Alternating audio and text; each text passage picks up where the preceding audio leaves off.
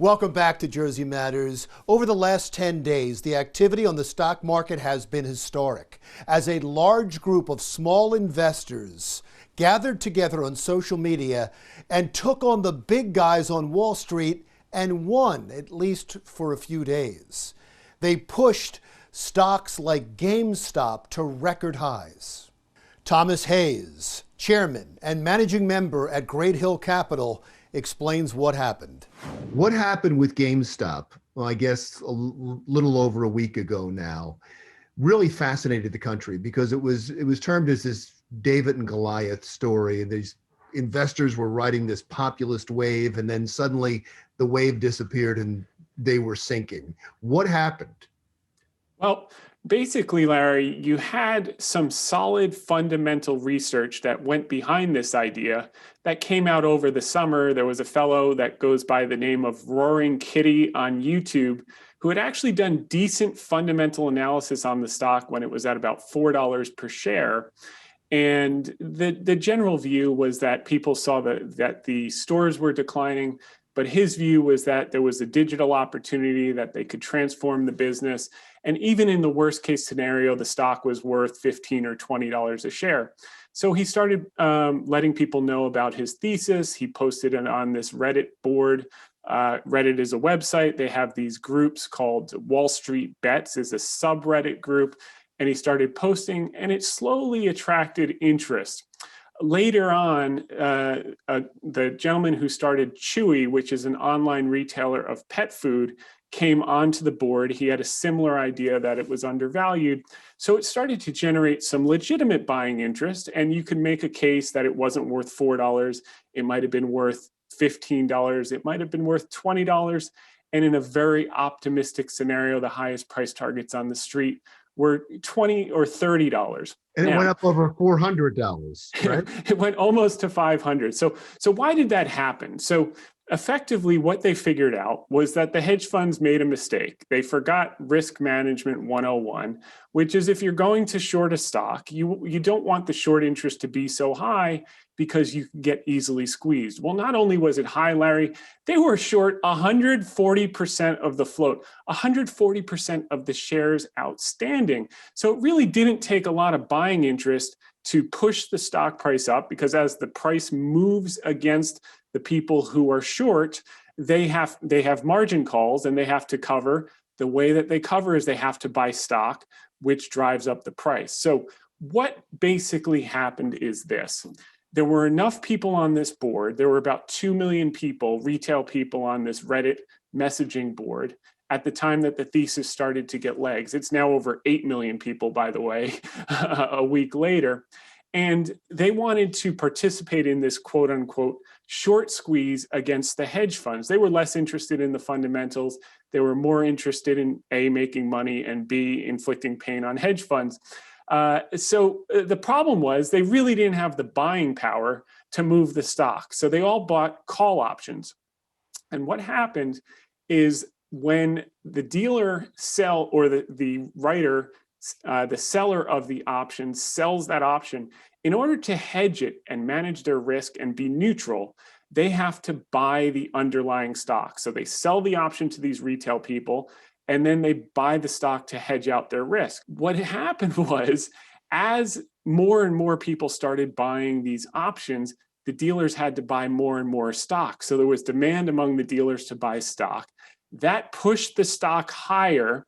And when you're hedging, the higher the stock price goes, the more stock you have to add to hedge out the option that you already sold.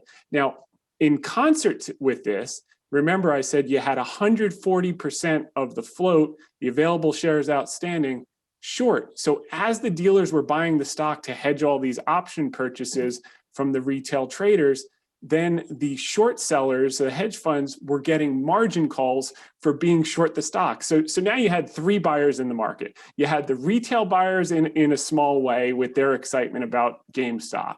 You had the dealers who were selling a lot of call options to these retail buyers bidding for the stock. And then you had the desperate hedge funds scrambling to buy whatever stock that they could find to cover their shorts. And that's why you saw the stock spike from, what was $4 over the summer to almost $500 last week. And I got to tell you, Larry, had some of these brokers not changed the rules midstream and restricted buying on the stock, you could have seen that go to $750 or $1,000. And that's why it all seems so unfair. I was listening to Elizabeth Warren talking about it, and she said it's illegal. The SEC says it's illegal to manipulate the market, but they don't ever say what that means, and that they have to have stricter regulations.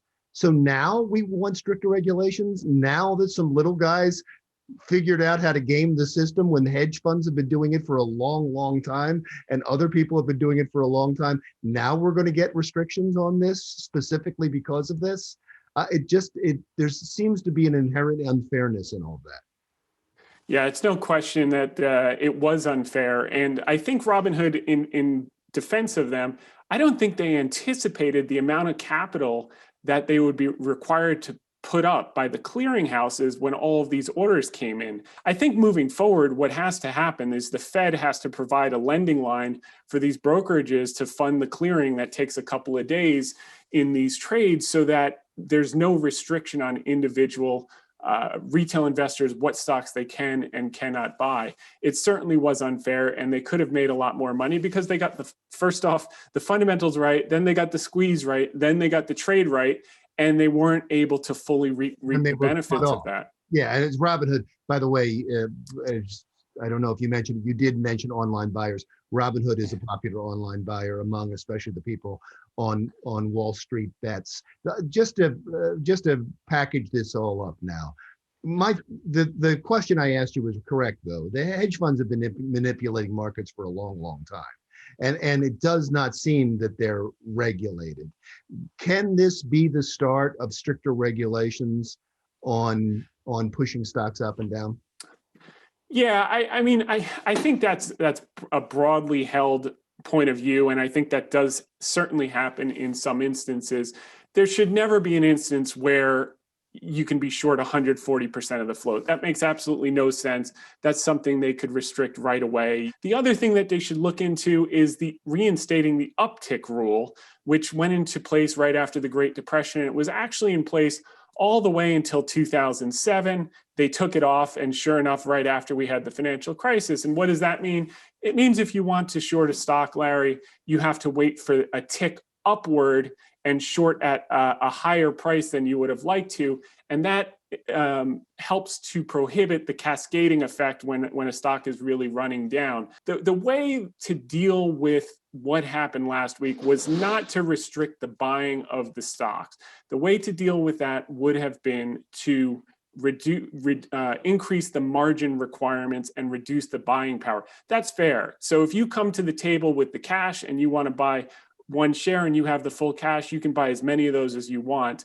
And they could have limited the margin and the leverage versus saying you simply can't buy it. And that's where the retail guy got hit. And now short interest is dropped to 36% or lower.